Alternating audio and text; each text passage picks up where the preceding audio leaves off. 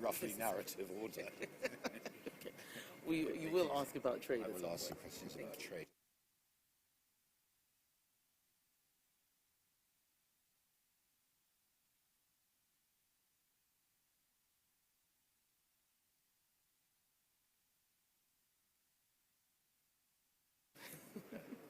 Well, I'm waiting for someone to give me a thumbs up. You're giving the thumbs up? Oh, well, Robert Hansard's given me the thumbs up, so we're able to start. I'm Paul Goodman, editor of ConservativeHome. Welcome to this event in association with Raytheon, in conversation with Kemi Badenoch. So, Badenoch. There's no bad in Badenoch. There's no bad in Badenoch. There's Bade in Badenoch. And I thought we'd have a canter through your life and times.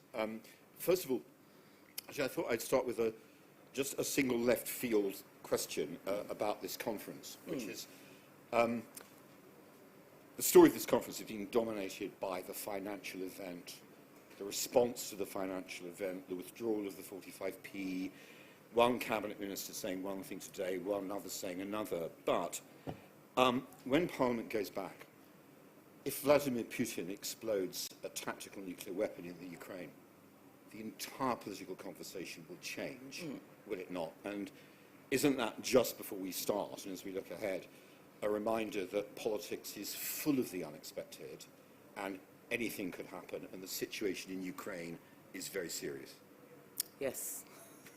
That's a very simple question. Yes, it is a reminder.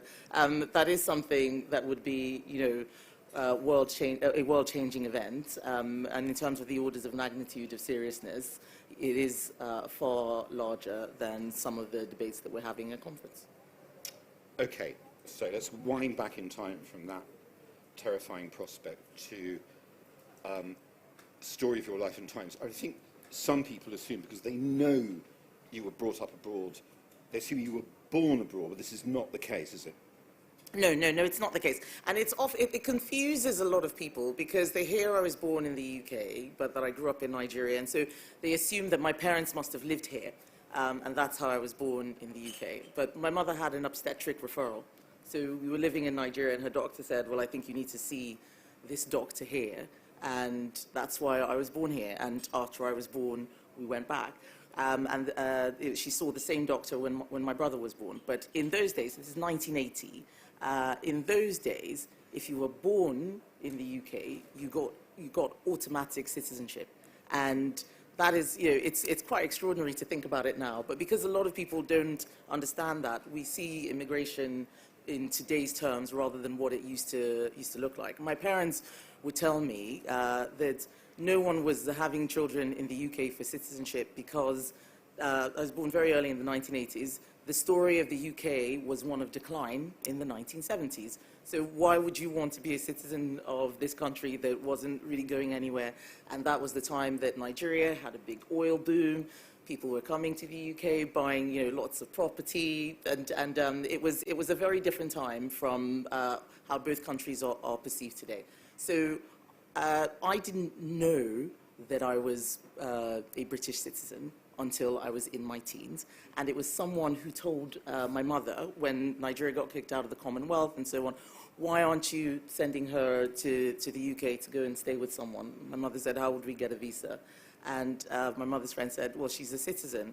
And my mother didn't believe it, and this lady got the forms, she filled them out with us, and a passport came in the post.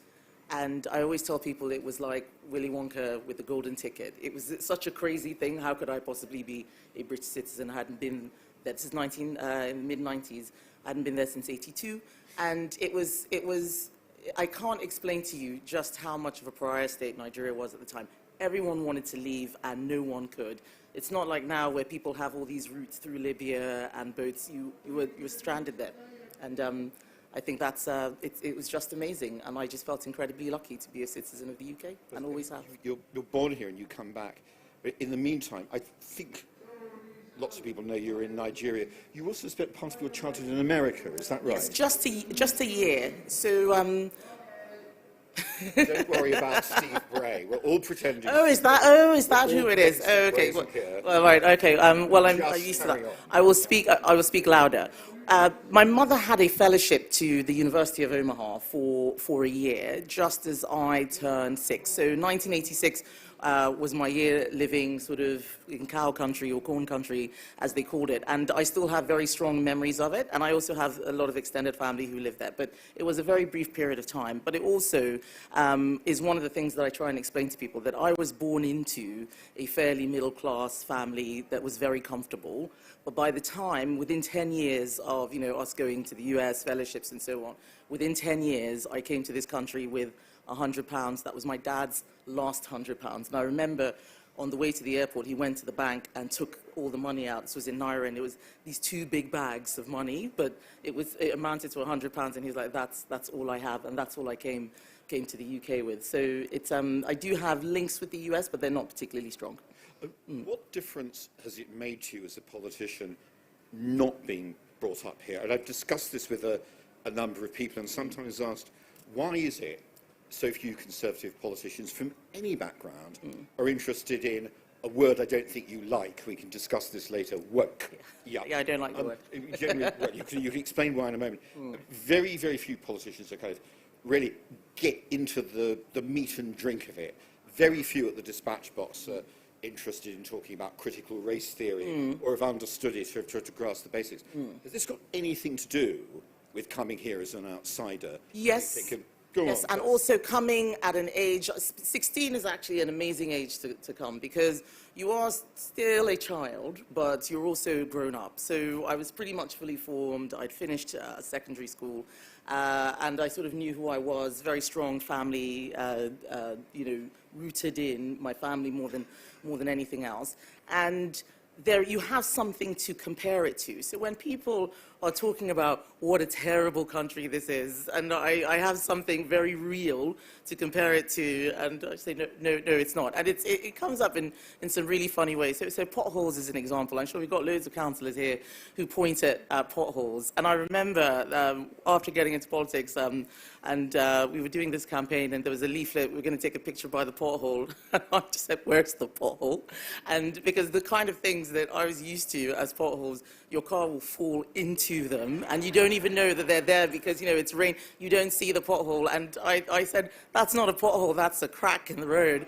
And so there are lots of examples of things like that, and that's really trivial. But when you grow up in a country that's run by soldiers, you know what authoritarianism is. And people will say things like, oh, did you want to be an MP when you were a child, or did you want to go into politics when you were a child? There wasn't anything like that. There weren't, people talk about women in politics. There was no one in politics except soldiers. Soldiers ran every single thing. They ran banks, they ran telecoms companies, and that happens still in so many parts of the world. So there's something to compare it to.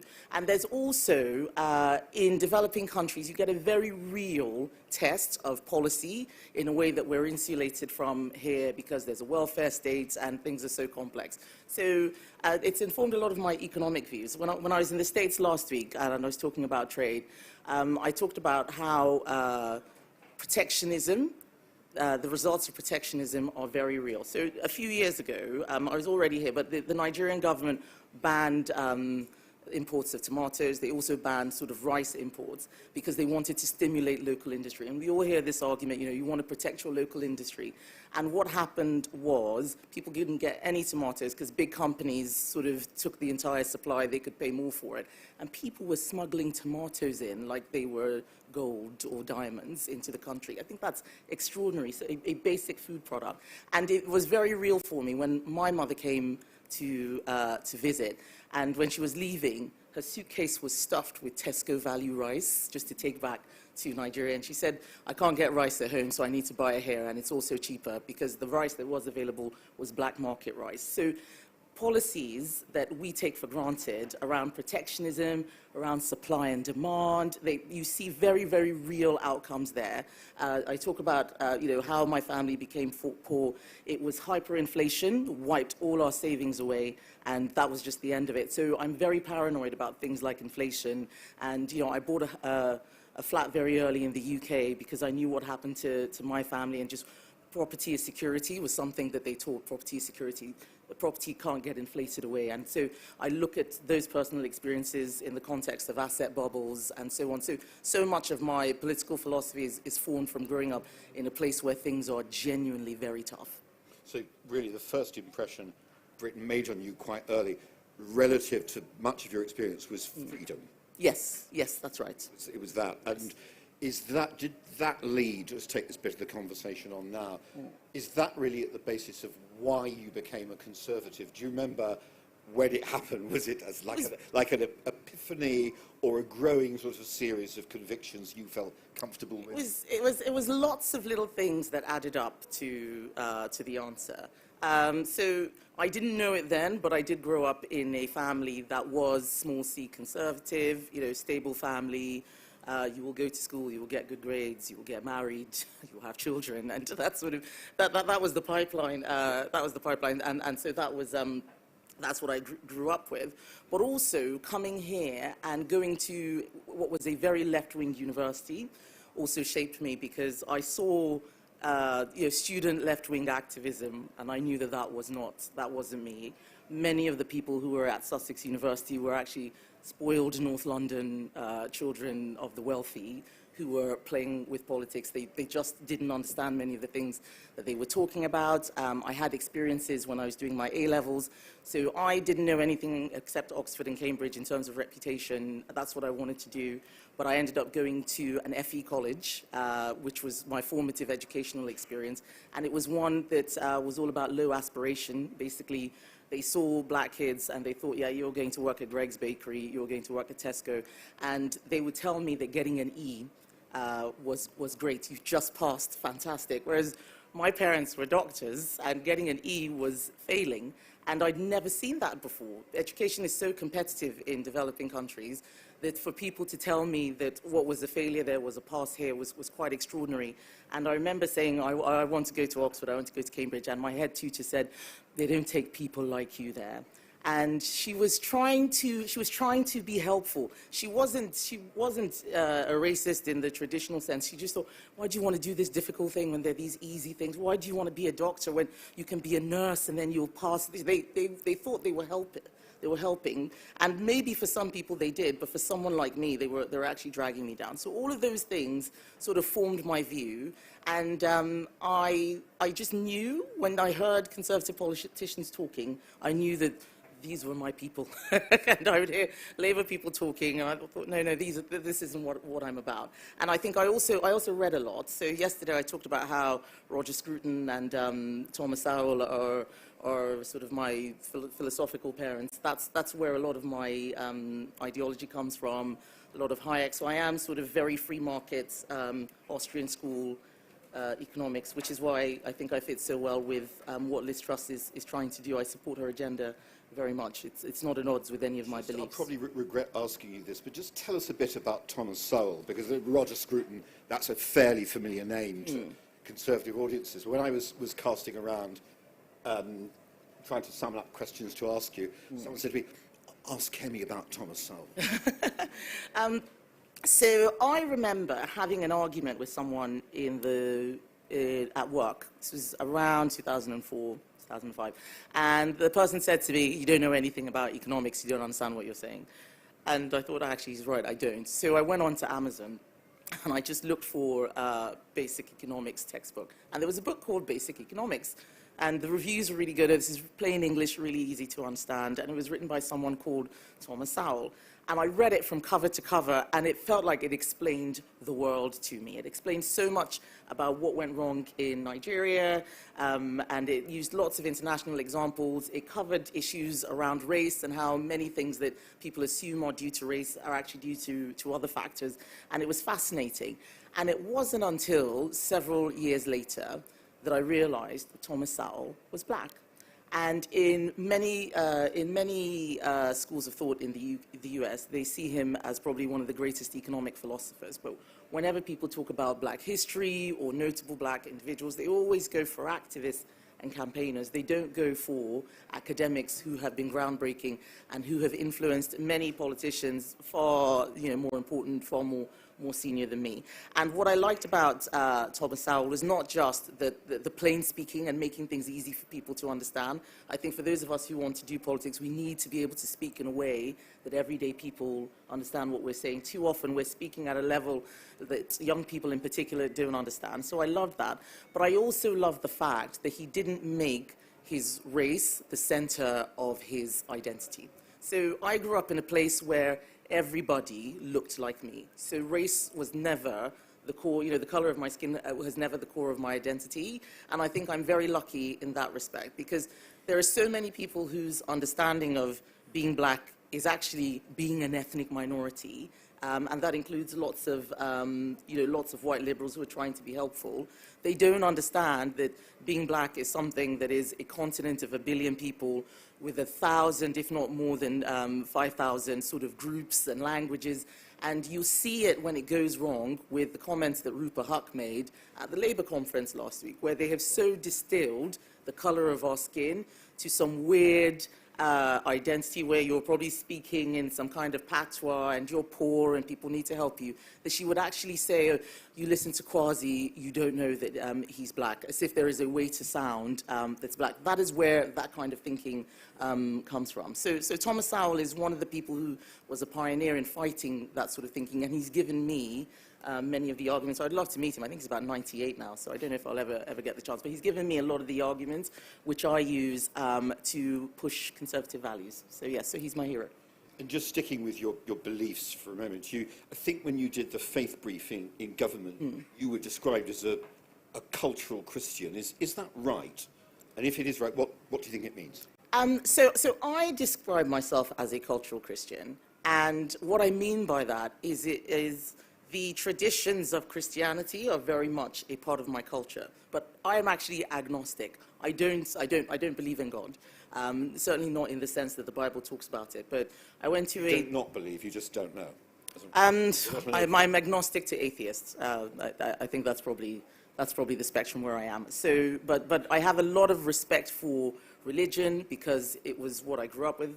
My grandfather was a reverend in the Methodist Church, and I went to a Church of England school. I sang hymns. I was in my school choir. I was a tenor in my school choir. I went to an all-girls school, so I was a tenor. So I don't think I can actually sing. I think they just wanted someone with a deep voice. So I know Bible passages. I know hymns. Being at the Queen's funeral, there's something about the cultural traditions of Christianity that resonate well beyond whether you believe the actual text. And so I describe myself as a cultural Christian because I think that there are many values within the religion which, irrespective of whether or not you believe in God, are actually essential to building a civilized society. It doesn't mean I take the Bible literally. A lot of the weird sort of debates that they have in the US, things like abortion and so on, make absolutely no sense to me. But in terms of something which brings people together, something which gives people meaning and purpose, I have a lot of time and I have a lot of respect for that. And so being a faith minister who grew up in a multi-religious country, from everything from animism to Islam to Christianity, while also not being someone who is particularly of faith myself. My husband's somewhere in the audience. He's a Catholic, goes to church every Sunday. I don't go with him. It just works. And I think it's having a respect for other people's beliefs. It doesn't mean accepting everything that they do believe. I think that is what being a cultural Christian means today. It means your children will be brought up as Catholic? Yes, yes. Quite so. But not by me. Not by you. Just going back. I had to sign them away in blood. When you marry a Catholic, there's a form that they give you, like that the children belong to us, not to you. So I signed the form. Yeah, just going back for a moment, you may not want to, just to Sussex. Just explain what happened. You really had quite an interesting career because it was Sussex. I think you were then working in software. You then studied law part-time. Yes. So you think, right, she's going to go on and be a lawyer. No, you ended up as a sort of finance manager at Coutts. So tell us about that journey. So it was, I think, leaving university, not knowing what to do. Am I going to go back to Nigeria? No, all sorts of things are happening there that show this is not the country for me. I love the UK. I want to be here.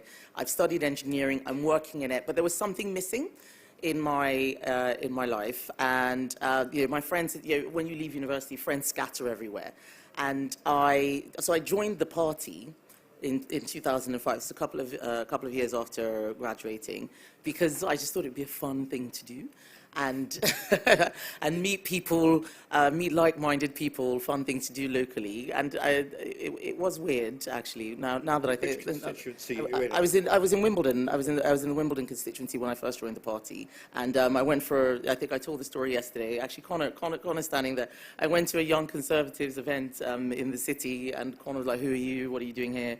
And he introduced me to Francis Maud, and that was 17 years ago. You've never looked back? No, never looked back. But the career was everything I'd been told to do. You know, go to school, get the degree, you'll get a job, and then you'll love it. Wasn't happening. So that's why I did the law degree, because I thought, oh, maybe I might want to be a lawyer. But all of these things were happening at the same time, and I realized being a legislator might be more up my street, especially as I'd received the encouragement from people very senior in the party, including the party chairman. But engineering is what I love doing, and I realize it's because I like to fix problems. And in the noughties, everybody went into banking because that's where the money was. So, and this is one of the reasons why we have such a drain on engineering skills. But I wasn't a finance manager. I did software engineering in banking. So I often get accused of, doing, dirty deals in business. Someone blamed me for RBS falling, that I was a director there, and it was my fault. I remember I did this was at a constituency selection once, which I thought was quite funny. But the thing that was really missing was the politics. And it was great for me because I met my husband through politics, and it meant that we had a shared interest, but also this job is so tough. Having a spouse who's in the party, who's in it, who gets it, makes a huge, huge difference. Who was a former councillor, is that Yes, right? yes. In Wimbledon? Yes, That's right. yes. Okay. And then the next thing is the London Assembly, where there's a connection with one of the other people who contested the Conservative leadership recently, with Suella Braverman, is there not? No, Suella was... She stood down. Yeah, this is the weird list system. And there was an election in 2015. Suella and I were on the list. She was number 4 and I was number 5. And number 3 had got elected, so that meant someone would get bumped up. But Suella had also got elected in the 2015 election. So despite not actually making it the first time round in 2012, 3 years later, I became an assembly member through the list system. But actually, the assembly members who were still there at the time were James Cleverly and Kit Malthouse, and all of us are in cabinet today. So yes, the London Assembly is a great sort of breeding ground for cabinet ministers, I guess. Fast forwarding to the Commons, I think you said earlier on one of your heroes is Airy Neve. Now, Yes. I'm of the generation that remembers Airy Neve. Some people here may not. So tell us about that. So I learned about Airy Neve from watching a documentary, and I just thought he was a phenomenal individual. From the breakout from Colditz to what he did supporting Mrs. Thatcher. I don't think that she could have done it without his support. So he was someone who showed a lot of courage and bravery in many different ways, but also the way that he died is extremely profound. And I don't think people understand enough what it is like being a member of parliament and knowing that you make difficult decisions. And yes, some people are angry and some of them want to shout at you outside conference, but there are people who want to end your life, as we saw last year with my colleague David Amos, another Essex MP. And I actually think that we need to give MPs a break sometimes. Our jobs are so difficult, and it's one of the reasons why I've been very frustrated with a lot of the attacks that the Prime Minister has had, because the most difficult part of our jobs, whether you become an MP or you become a minister, is those initial first few weeks when there's so much information that's flooding in. It's the time when you're most likely to make mistakes, and I think that that's when we need to rally round. It's not the time to lob grenades, and it's been very, very frustrating as a cabinet minister to see how this conference has been marred by people trying to change the narrative against the PM. What she needs is all our support.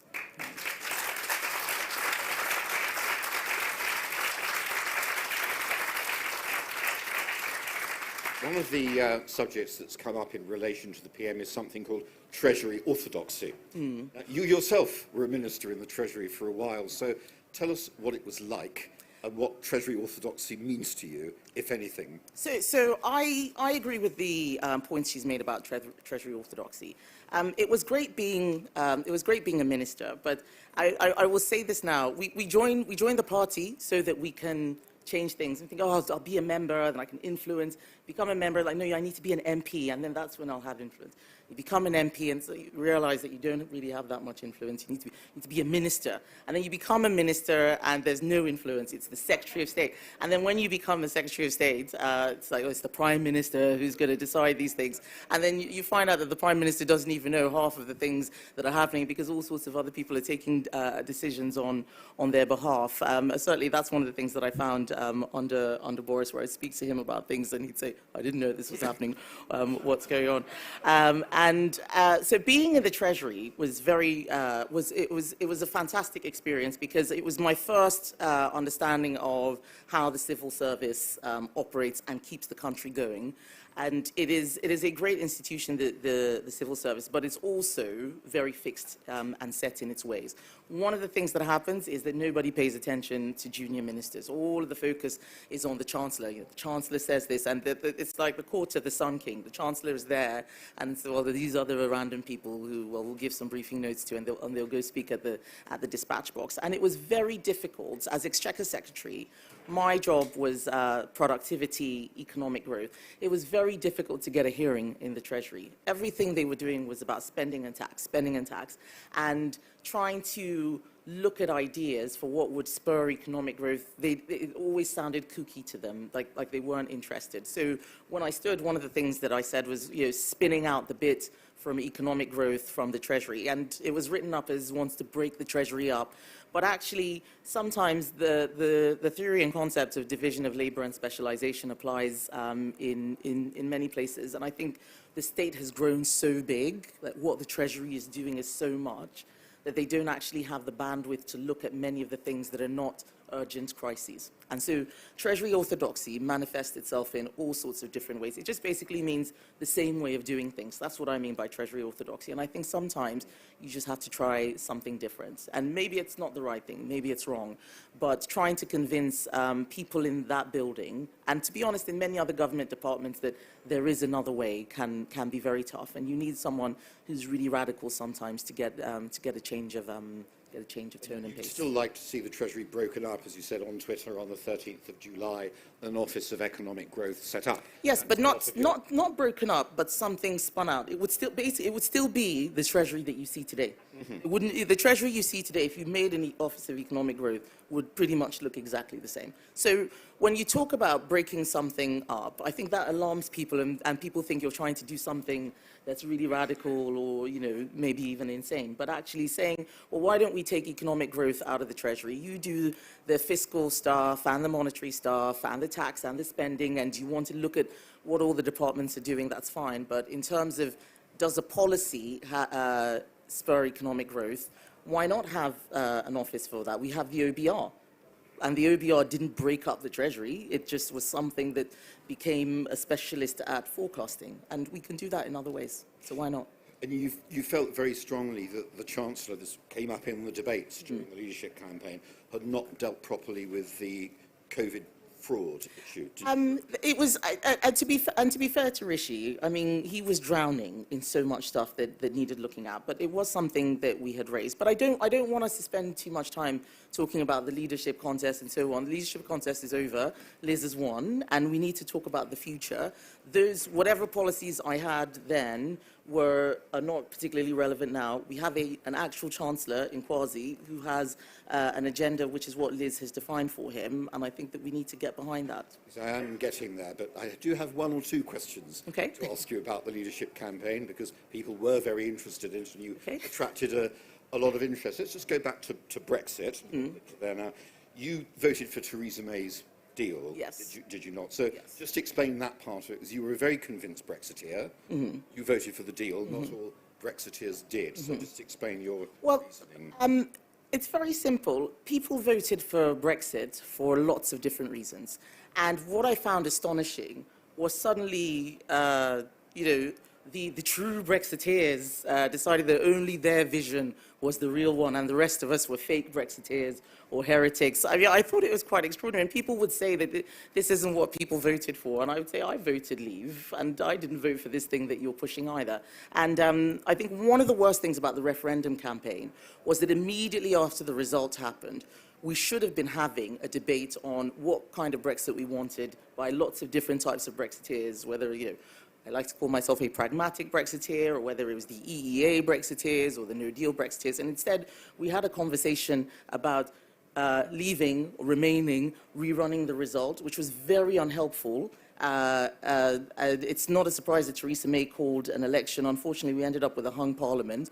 But at the time, we were voting for the withdrawal agreement, which wasn't this whole terrible thing that everyone made it out to be. I mean, you look at the deal that we ended up with and where we weren't that far apart. But actually, trying to be realistic about how to get out of the crisis. And Boris was not the Prime Minister. We had a Prime Minister who had a deal. When you have a PM, as I said about Liz, our job as Conservative MPs is to support them as much as possible, not try and rip what they're doing apart because we know better. We will become ungovernable if everybody insists on getting their way. We need to rediscover the art of compromise. It can't always be my way or the highway. So I was very happy to support the withdrawal agreement. I didn't care whether somebody else thought that I was a fake Brexiteer or whatever. I know who I am, I know what I believe in, and I think actually it's time for us to move beyond the Remain Brexit arguments we've been having for 6 years and just start talking about the future. I've just got 3 questions before we get on to trade. The first one is, we've done the withdrawal agreement. Then you vote for Michael Gove in the leadership election of 2019. Just tell us why. He is somebody who had sort of epitomized how to be Secretary of State, how to really push an agenda through. And, I'd mentioned my experiences with education. And I had a friend called Catherine Birbalsingh, who many of you will now know as the UK's strictest headmistress. And he was somebody who had really helped build her profile, helped her start her free school. And what he said on education, had there been a Michael Gove when I was doing my A-levels, I think I would probably have ended up doing a lot better than I did. I mean, I ended up fine, but that was actually because of the education that my parents had given, not because of the education that I got while I was at a further education college. And he's somebody who speaks with a lot of clarity. And I was looking at all of the options.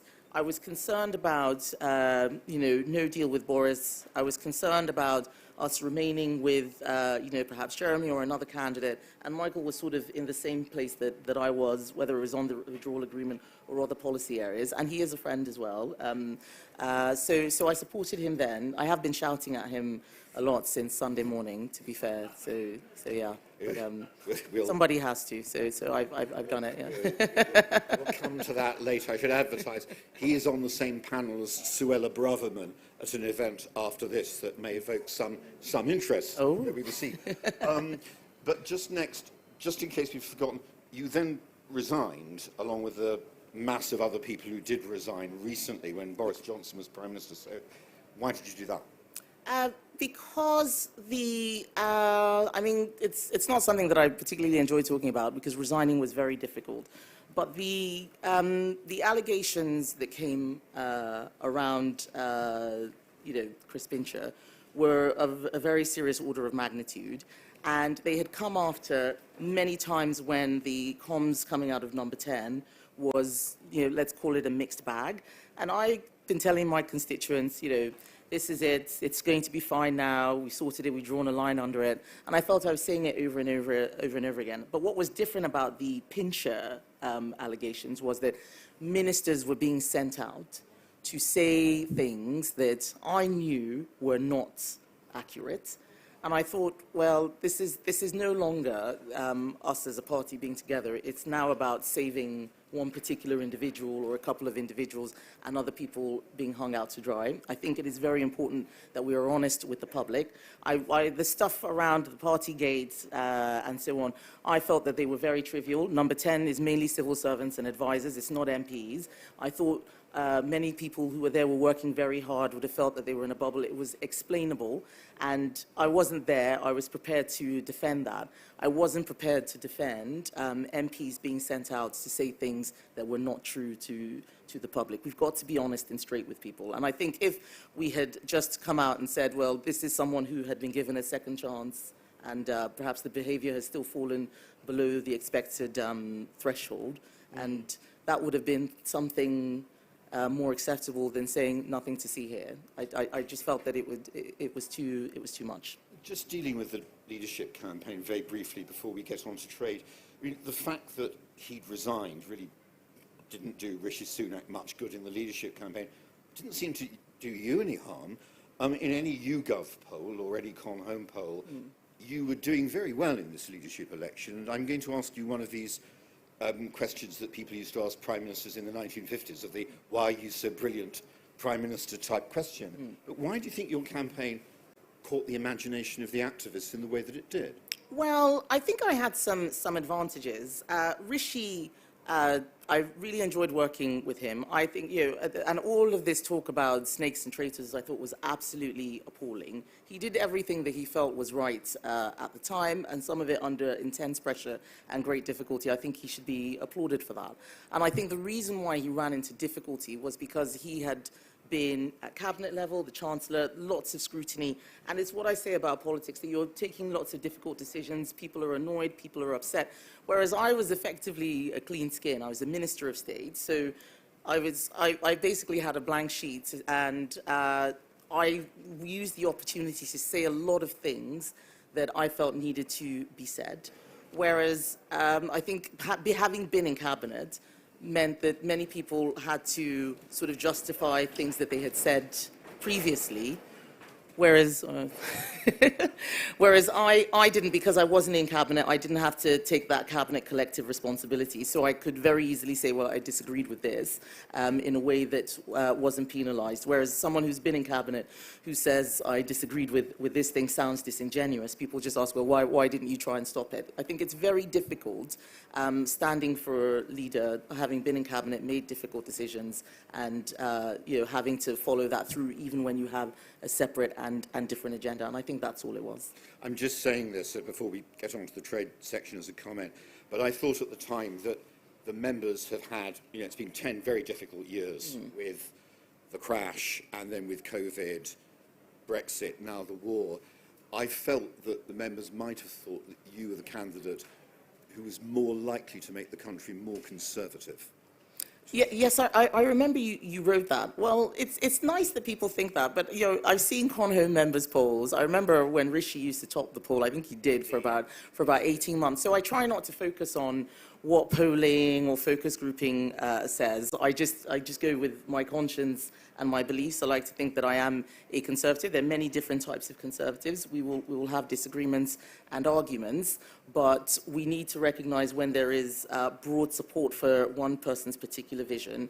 And at the end of the day, that wasn't mine. That was Liz's, and that's what we have to get behind. And I worked with Liz as an equalities minister, and she gave me quite a lot of space to do many difficult things where other secretaries of state might have said, "Oh, I don't really like what you're doing. I'm not very comfortable with that," and she never did that. And I'm always grateful. I'm always grateful for the opportunity to actually say some very difficult things around issues of race, of sex, or sexuality and religion, things which I feel a lot of people were not empowered to say. And I think we've opened the Overton window, we've broadened the debate, and actually we're having more healthy conversations about that. And on trade, I remember talking to Liz Truss about the trade job when she was doing it, and saying it is a remarkable cabinet post. At the time, she was rolling over all these trade deals and in a position to communicate what she was doing, and, as it were, this was a relatively straightforward part of the brief. But it's a very unusual cabinet post, because quite a lot of it may not necessarily be spent abroad, but it's negotiating a lot of detail that the domestic press doesn't really pick up on. Yep. You're not in the middle of dealing with an NHS crisis, no, or with the crisis of schools or COVID. You're slightly sort of remote from the political action. So just describe how you intend to go about it. Priorities are. Well, so the agenda that the Prime Minister has is about economic growth. And trade is going to play a very big part in that. And one of the difficult things that I have as a job is, having a tough act to follow, because as you just said, she was the queen of trade deals. That's absolutely what we needed to do when we left the European Union. And now we need to focus more on getting people using those trade deals, getting those exports going, getting the investment, and that's what's going to bring the economic growth. A trade deal, as I've used this metaphor in so many panels and discussions, is like the motorway. And you build it, but then if the cars aren't driving or using it, then you might as well not have done it. So she has built the motorway. My job now is to get the trade going back and forth, improving the flows, getting more people exporting, getting more direct investment into the UK. That's what I was doing, for example, in the US. But trying to get the country to focus more broadly beyond trade deals is going to be absolutely critical. I mean, it's something that Connor and I talk about a lot of the time, that sometimes the press focuses on the flagship moments, but the things that people write to us about is businesses trying to export or businesses being treated unfairly abroad, having issues, wanting to know that an investment is going to work out well. Those are all the things that a trade secretary does. It's a relationship-based role, so I get to know my international counterparts very well. I've been speaking to the American one and the Indian one. It's a facilitation role. It's unblocking, and again, the engineer in me, it's about fixing problems. So that's the approach that I'm going to be taking on trade. Has there been too much focus on trade deals? There's a huge part of the Brexit debate was, well, we may leave the European Union, but we'll have a trade deal with the United States, we'll be able to get one with India and others. Has too much emphasis been placed on that, given the difficulties with both those deals that we'll come to I think in some sense, because the US is already the biggest investor, the single biggest investor in the UK. It's 459 billion that it invests. 1.5 million British people go to work in American companies every day, or similar number in the US.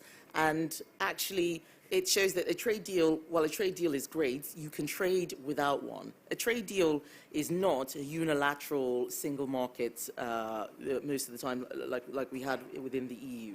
It's reducing barriers, it's reducing tariffs, non-tariff barriers in particular. It's looking at regulation. So for instance, when I was in the US last week, I spoke to my counterpart about the Inflation Reduction Act, which is a new piece of legislation that they're bringing in that might have an impact on us being able to sell the US electric vehicles, because again, they want to grow their industry. A trade deal with the US done last year might not have covered this new thing that we're looking at. So they're often very static, and the US actually sees them as a bit of an old-fashioned tool. So we will use them, but there's so much else that's going on. There's digital trade. In a lot of our services trade is digital. Many trade deals don't cover that. Many countries don't understand them. It's new. So we are the creative, sort of innovative nation, and we want to be, leading what the future is going to look like. So I'm very focused on not just on let's sell these goods and we'll buy your goods, but actually how can we create the technologies of the future? How can we make sure the trade is not just a tool of prosperity, but a tool of diplomacy and security, whether it's food security or energy security? Are we getting those critical minerals that we're going to need to use for batteries that will power everything from electric vehicles to homes and plants? There is so much that trade does that is very technical. And to just go back to your question, trade deals are the easy story that we can tell, because much of the detail people will find too niche, and in some cases quite dull. It's quite hard. If you've been for the trade fringes, it's quite hard to make trade sound exciting. But I'm going to try and do that. One exciting, or at least interesting, element of it is the defence and security element. I can't talk about that. So we'll just have a run around that in a moment, because this meeting's being sponsored by Raytheon Technologies, who've got defence. Okay. So I just wanted to try this one on you. There was this great interest under Boris, and for a while in the Biden administration, about something that would be called the D10.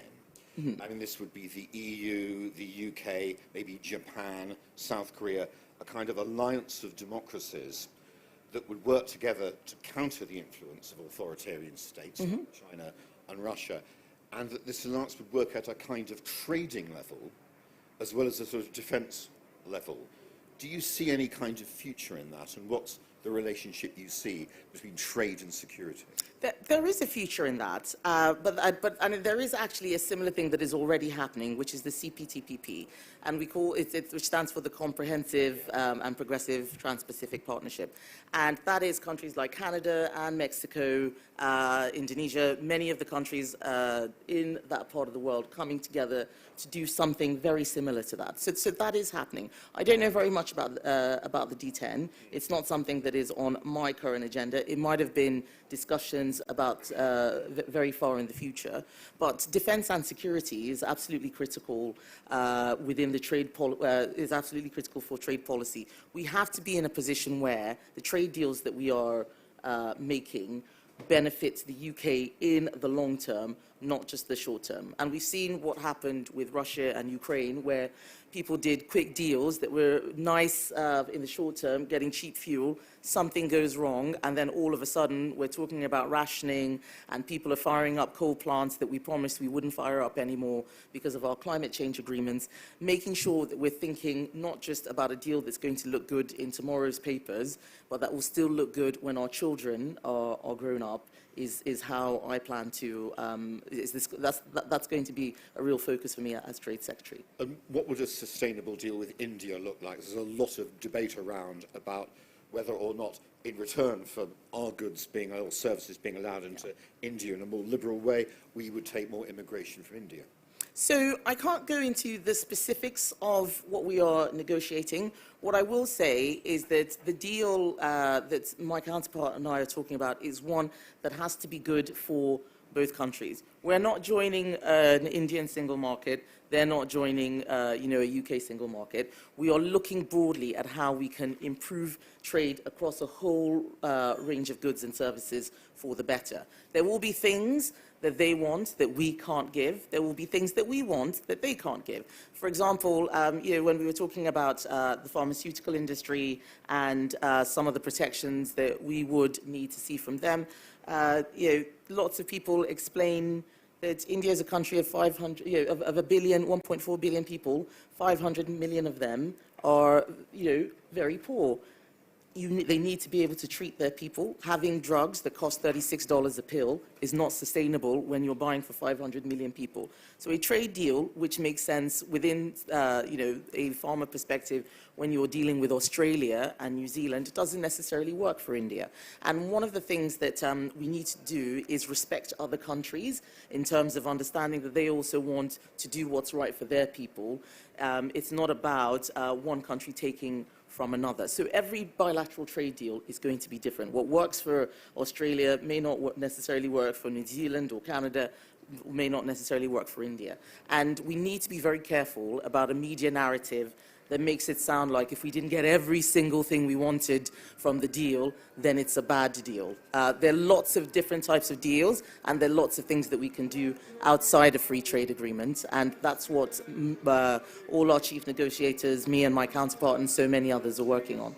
And just one final question before I let others in. The Prime Minister said on Sunday, just reflecting, this was before the withdrawal of the 45p cut, but after the furore about the financial statement had reached its height, she said, lessons have been learned. What do you think the lessons are? Well, she said what the lessons were. In the interview she gave on Sunday, she said we didn't lay the ground enough for 45p. I mean, it was really interesting being at the conference in New York, and all the businesses said, these are the policies we've been asking for. Lowering corporation tax, doing something sensible with bonuses so that they can be taxed properly, and we'll get more into the exchequer, and the 45p cut. What they said was that the things that they'd been asking for, which we gave them, the narrative didn't work well within a cost of living crisis. So we've been talking about a cost of living crisis throughout the summer, and things that like 45p are not strictly speaking around cost of living. I think they're the right thing to do, but what those businesses said was it wasn't the right time. So making sure that the timing is right, I think is a lesson learned, because if the timing is wrong, then it can make a good and popular policy actually look unpopular. But I think given the conversations that we were having throughout the summer about the Prime Minister hitting the ground running and having a package for growth that would be able to spur the country on, I think it's inevitable that at some point something would go wrong. And she's changed the decision on it because she recognizes that there's a lot of feeling about it that's probably distracting from the overall growth plan. So we've accepted that, and now we're going to focus on the growth plan. Right, well, instead of asking about Michael Gove, I will let one or two people in from... I'm going to start there and then go somewhere else there. Yeah.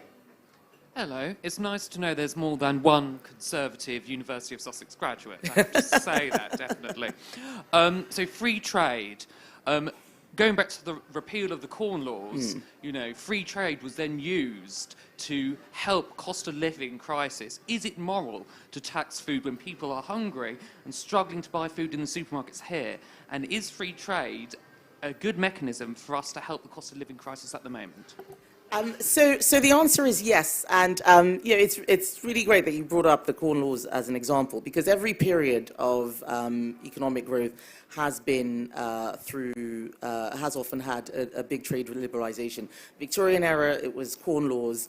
Post-war boom, it was the GATT, the General Agreement on Trade and Tariffs, and even in the 1980s, the single market was negotiated. You know, Mrs. Thatcher saw this as a vision for free trade before it became entangled in the rest of the European project and not sustainable with the sovereignty that we needed. So free trade trade liberalisation rather usually coincides with periods of economic growth and boom. So I think absolutely yes, that it can be used as a tool. In terms of making food cheaper, it is true that we do need to make food cheaper, but we also, if you think about the point that I was making on security, we also need to make sure that we don't create a situation where we completely erode our own food industry to a point where we're reliant on everybody else. And you know, I have a rural constituency in Saffron Walden, and a lot of the views I have come from my constituents, my farmers. They talk about how nobody wants to go into farming anymore, that it's tough, they don't think it pays very well. We cannot afford to become a country where no one farms, because things will change. Things will change. We don't know how they will change. What happens if the world changes to a point where food security becomes like energy security? We can't just ask everybody to liberalize to make our lives easier. We need to make sure that we have a foundation of food security, and that's why we can't just make food so unilaterally cheap that it would completely erode our farming industry, because farming in the UK is just much more expensive because we have standards and high wages compared to many other countries that would just completely destroy what we have here. And, yeah, over here. There's a microphone just coming. Hello, Kemi. I wanted to ask a general question about the general election. Conservative campaigns are usually strong on law and order, the economy, immigration. After about, I think, 12 years now, in the next general election, how would you sell that? Because we still have the problem of immigration, we still have the social stuff like the Gender Recognition Act, and of course the law and order situation. How difficult do you think it will be to campaign on those issues in the next election? I think these issues are always difficult to campaign on, and we've always had policy on immigration which we campaigned on, and even as you solve some problems, new problems arise. I remember when the problems were about deporting terrorist criminals who were using human rights legislation to stay here and actually bring other people, family members and so on. And that was a problem that we solved. What we're seeing today that is a problem is small boats, which is, it's been going on now for a couple of years, but this is a problem that we didn't have on this scale. So every time we have an election, the topics are the same, but the specific issues within the topics are different. And what we need to do is compare with what Labour would do. So we are the only party who's actually talking about fixing small boats. Labour has no plans at all. In fact, I actually wonder whether they think it's all fine and not at all a problem. So campaigning on issues in a general election when you've been in power for a long time is very, very difficult. But the fact that we are still here, after 12 years, it'll be 14 years at the election, shows that the country has felt that we've always been the best option. We need to recapture why and communicate what we're doing in a way that works for 2024 rather than perhaps 2010 or 2015, and show that the policies, while the topics might be the same, the issues are evolving and our solutions are evolving as well. Let's have two more. There's a guy in the front, and I'm just looking around to be, and over there, yeah, the guy at the back. Kemi, if I could ask about another area outside your brief, about the welfare state and your views on that. There's a lot of furore around benefits and how they may change over time, but to me the bigger issue is the number of people who receive benefits, and we have over 5 million out of work people receiving benefits, and I believe another 5 million working age people who are working receive benefits. How do you think the Conservatives should be looking to shape the welfare state? I think by looking at what is causing such a large number of people to be on those benefits, so starting with how has this problem arisen, looking at the root cause will help with diagnosing and providing the right solution. And what I have been discovering, this is more from a constituency side, is a lot of it is to do with long-term sickness and, in particular, an explosion in mental health issues. And I think that that's going to be the new area of concern in terms of how mental health is impacting so many people and stopping them from going to work. And I've seen it myself in the workplace with people who, what we would have classified as a mental health issue previously, what we classify today often would not have counted as a mental health issue previously and a reason for people not to go to work. So we've got to find new ways of helping people back to a healthy state of mind, and also dealing with the causes of long-term sickness and long-term illness. And I think that's where we should start. I worry about us talking too much about getting people who are not fit to work back to work. We need to look at why many of those individuals aren't working. And Therese Coffey, in her role as Secretary of State, I think did a brilliant job with many of the work programs and the job centres. We just need to do a little bit more of that, and I think we will fix the problem. And yeah, there's a guy over there with this. Just relating to the question earlier around food, especially, do you feel there needs to be particularly reform around non-tariff barriers and the developing world? To some extent, we have a scheme called the Developing Countries Trading Scheme, where we're addressing that and reducing quite a lot of the barriers which they sort of incur. But the truth is, many of those countries are not able to export to us, even if when we take the barriers down.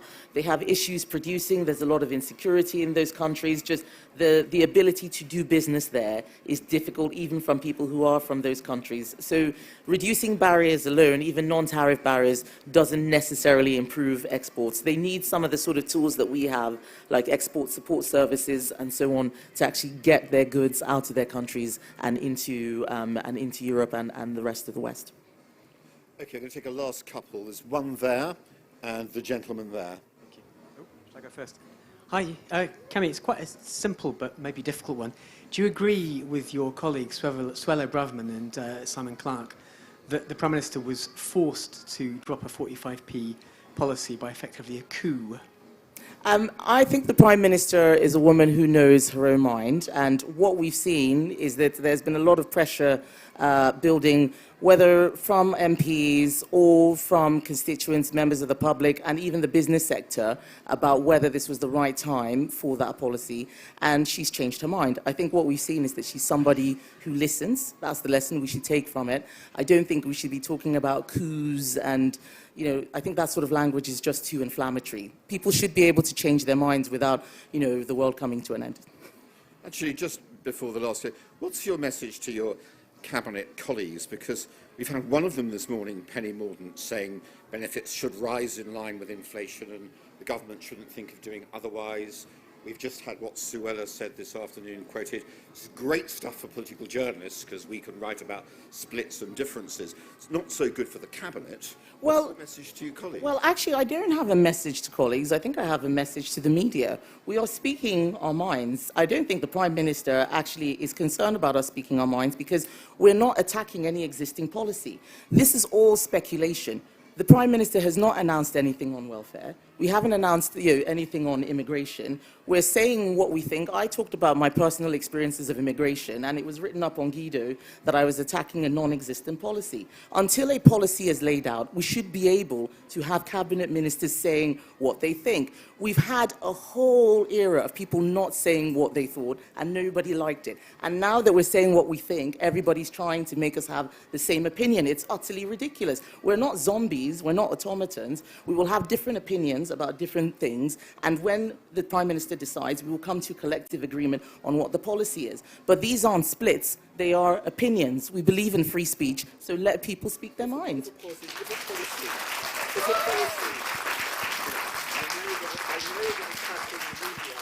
I know attacking the media will always go down well with a party audience, but if a colleague of yours has attacked a policy for being withdrawn, that's not speculation, that's attacking the change of policy. But who is attacking a policy for being withdrawn? Well, the gentleman in the audience quoted Suella and quoted Simon Clark. But she's not attacking a policy. She is complaining that other people are having are trying to influence decisions in a particular way.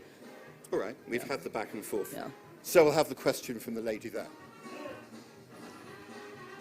Hello, Kemi. I'm very, very proud of you, especially all blacks that are in Parliament now. And also, I'm also a British birth, and I've got two great children, medical doctor and also a commercial lawyer from Imperial College. And my question is, I'm from Nigeria background. My parents are Yoruba. Likewise, I know yours. Are you going to use the opportunity to please build a great relationship with Nigeria, or are you going to be shy away to say, oh, they're going to be looking at me saying I'm from Nigeria background? That's my question, please. I think it's a great question because I am a British Secretary of State. I am British, and I think quite often when you have ancestry, or in my case, actually come from another place, people might start to wonder, where do your loyalties lie? And anything that I would do with Nigeria is what I would do with any other country. I'm not here to represent Nigeria. Nigeria is a country that I left 26 years ago, but actually it is a Commonwealth country. We have good relationships with Nigeria. When the Queen died, there was a lot of sadness there. They follow so much of what happens, and I think making sure that we can have strong relationships with Commonwealth countries, continue to build trading relationships in particular, strengthen countries like Nigeria who are allies and who are developing, and making sure that they are not unduly influenced by more authoritarian regimes or countries that are more interested in the resources of the country than the people. That's very much something that would be on my agenda. And I think naturally the fact that somebody of Nigerian heritage sitting in a British cabinet generates quite a lot of interest in Nigeria. But I think actually the real story is that my story, I don't think would happen in any other country. What other country allows someone who came from elsewhere to be a member of parliament, to sit in the cabinet to help make decisions? This country is so open. It really is amazing. It wouldn't happen in Nigeria. I wouldn't be a politician in Nigeria. And if I can just conclude with a really interesting story. When I was 25, I did meet Nigerian politicians, and I talked to them about my interest in politics. That was the same year that I met Francis Maude, but I met the Nigerian politicians first. And when I said I was thinking about being a politician, they laughed at me. And they said, oh, you should go and get married and have children. And here, the party chairman said, we think you can do this. This is a land of opportunity. This is where people literally are dying to come here. They risk their lives. The story is not about me being Nigerian. The story is about what a wonderful place the UK is and how it creates opportunity for people from all over the world.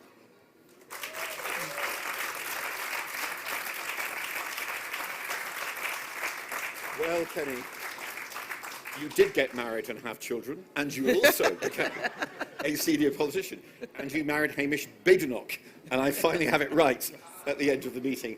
Thank you very much. You've coped magnificently with the noise outside. And we'll see you again soon. Good luck. Thank you.